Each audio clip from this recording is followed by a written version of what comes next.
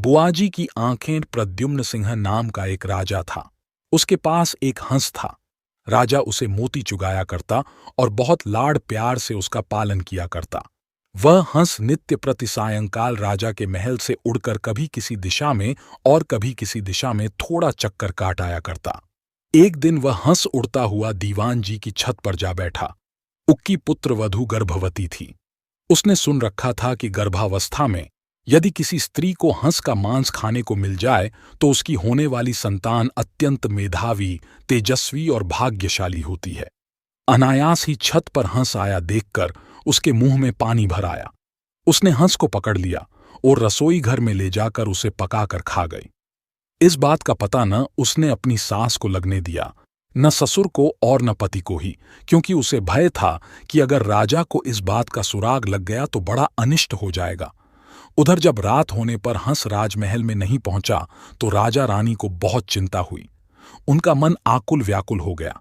चारों ओर उसकी खोज में आदमी दौड़ाए गए, लेकिन हंस कहीं हो तब मिले ना। राजा ने अड़ोस पड़ोस के शहरों कस्बों में भी सूचना कराई कि अगर कोई हंस का पता लगा सके तो राज्य की ओर से उसे बहुत बड़ा पुरस्कार दिया जाएगा। 10-20 दिन निकल गए, कुछ भी पता नहीं लग सका। चूंकि वह हंस राजा और रानी को बहुत प्रिय था, अत वे उदास रहने लगे। एक दिन एक कुटनी राजा के पास आई और बोली कि वह हंस का पता लगा सकती है, लेकिन उसे थोड़ा सा समय चाहिए। राजा ने कहा, मेरे राज्य के पंडित ज्योतिषी, हाकिम हुक्काम और मेरे इतने सारे गुप्तचरों में कोई भी पता नहीं लगा सका, तुम कैसे पता लगा सकोगी? कुटनी ने कहा, मुझे अपनी योग्यता पर विश्वास है।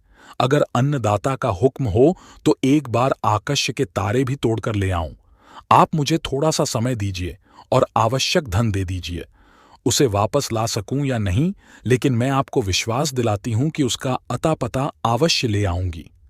राजा ने स्वीकार कर लिया और कुटनी अपने उद्देश्य की सिद्धि के लिए चल पड़ी। सबसे पहले कुटनी ने यह पता लगाया कि शहर के धनिक घरों में कौन कौन स्त्री गर्भवती हैं।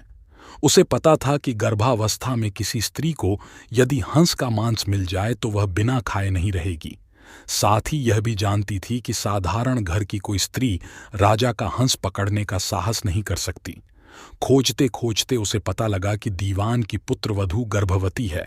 अत उसके मन में संदेह हो गया कि हो सकता है राजा का हंस उड़ते उड़ते किसी दिन इनके घर की छत पर आ गया हो और गर्भावस्था में होने के कारण लोभवश यह स्त्री उसे खा गई हो। कुटनी ने सोचा, किसी भी स्त्री के साथ निकटस्थ मैत्री करने के लिए उसके पीहर के हालचाल जानना आवश्यक है। इसलिए कुटनी उसके पीहर के गांव पहुंची। वहां जाकर उसने पीहर वाले सारे लोगों के नाम धाम तथा उनके घर में बीती हुई खास खास पुरानी घटनाओं की जानकारी ली। उसे पता लगा कि दीवान जी की पुत्रवधू की बुआ छोटी उम्र में ही किसी साधु के साथ चली गई थी और आज तक लौटकर नहीं आई है।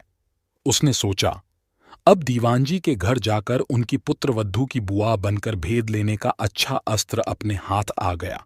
वह दीवन जी के घर गई। उनकी पुत्रवधू के साथ बहुत स्नेह ममत्व की बात करने लगी और बोली, बेटी, मैं तेरी बुआ हूं। हम दोनों आज पहली बार मिली हैं। तुम जानती ही हो कि मैं तो बहुत पहले घर छोड़कर एक साधु के साथ चली गई थी। हाल ही में घर लौटकर आई और भाई से मिली तो उसने बताया कि तुम यहाँ ब्याही गई हो और तुम्हारे ससुर राज्य के दीवान हैं। यह जानकर मन में तुमसे मिलने की बहुत उत्कंठा हुई तो यहाँ चली आई। तुम्हें देखकर मेरे मन में बहुत ही हर्ष हुआ। भगवान तुम्हें सुखी रखें और तुम्हारी कोख से एक कांतिवान तेजस्वी पुत्र पैदा हो। मैं परसों वापस जा रही हूँ और तुम्हारे लड़का होने के बाद भाई भाभी को साथ लेकर बच्चे को देखने और उसका लाड़ चाव करने यहाँ आऊंगी। दीवान की पुत्रवधू ने अपने भोलपन के कारण उसकी बातों का विश्वास कर लिया और बोली, बुआ जी, आप आई हैं तो 10-20 दिन तो यहाँ रहिए। जाने की इतनी जल्दी भी क्या पड़ी है? बुआ बनी हुई कुटनी को और क्या चाहिए था? उसने वहां रहना स्वीकार कर लिया। थोड़े ही दिनों में बुआ भतीजी खूब हिल मिल गईं। एक दिन बातों ही बातों में बुआ जी ने कहा, बेटी, गर्भावस्था में किसी स्त्री को अगर हंस का मांस खाने को मिल जाए तो बहुत अच्छा परिणाम निकलता है। उसके प्रभाव से होने वाली संतान बहुत ही तेजस्वी और कांतिवान होती है। किंतु हंस तो मानसरोवर छोड़कर और कहीं होते नहीं, इसलिए यह काम पार पड़े तो कैसे पड़े। यह सुनकर उसने अपने हंस खाने की बात बुआजी को सहज भाव से बता दी। सुनकर बुआ ने कहा, बेटी, यह अचरज की बात है कि तुम्हारे यहां राजा के पास हंस था। तुमने जो कुछ किया वह बहुत अच्छा किया, किंतु तुम्हें किसी के सामने इस घटना का जिक्र नहीं करना चाहिए। मेरे सामने भी नहीं करना था, लेकिन खैर, मुझसे कही हुई बात तो कहीं जाने वाली नहीं है, इसलिए जिक्र कर दिया तो भी कोई बात नहीं। कुछ दिन और बती गए, तब कुटटनी ने कहा, बेटी, अगर भगवान के सामने तुम हंस खाने की बात स्वीकार कर लो तो हंस की हत्या का पाप तो सिर से उतर ही जाएगा, सुपरिणाम भी द्विगुणित होगा। मंदिर के पुजारी से कहकर मैं ऐसी व्यवस्था कर दूंगी कि जिस वक्त वहां तुम सारी घटना बताकर अपराध स्वीकार करो, उस वक्त पुजारी भी वहां नहीं रहे तथा और भी कोई न रहे, हम दो ही रहेंगी। उसने ऐसा करना स्वीकार कर लिया। कुटनी लुक छिपकर राजा के पास पहुंची और बोली, आपसे वायदा किया था, उसके अनुसार हंस का अता पता लगा लाई हूं। ऐसा कहकर उसने सारी घटना राजा को बताई। राजा ने कहा, इसका प्रमाण क्या है? वह बोली, फलां दिन आप मंदिर में आ जाएं और हंस खाने वाली स्त्री की स्वीकारोक्ति स्वयं अपने कानों सुन लें। राजा ने ऐसा करने की हां भर ली। नियत दिन समय से कुछ पहले पूर्व योजना के अनुसार कुटनी ने राजा को एक जरा ऊंचे स्थान पर रखे हुए एक बड़े से ढोल में छिपा दिया और बुआ भतीजी मंदिर पहुंची। मंदिर का पट खुला था। पुजारी या और दूसरा कोई भी व्यक्ति वहां नहीं था। अब बुआजी ने शुरू किया, हां तो बेटी, क्या बात हुई थी उस दिन? दीवान की पुत्रवधू ने घटना आरंभ की। वह थोड़ी सी घटना ही कह पाई थी कि कुटनी ने सोचा, राजा ध्यानपूर्वक सुन तो रहा है ना, इसलिए वह ढोल की तरफ इशारा करके बोली, ढोल रे ढोल, सुन रे बहू का बोल। उसका इतना कहना था कि भतीजी का माथा ठनका।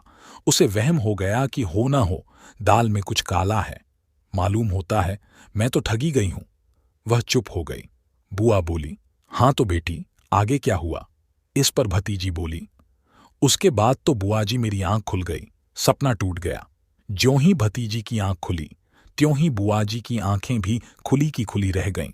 उसके पांव तो भतीजी से भी भारी हो गए और उसके लिए उठकर खड़े होना भी मुश्किल हो गया।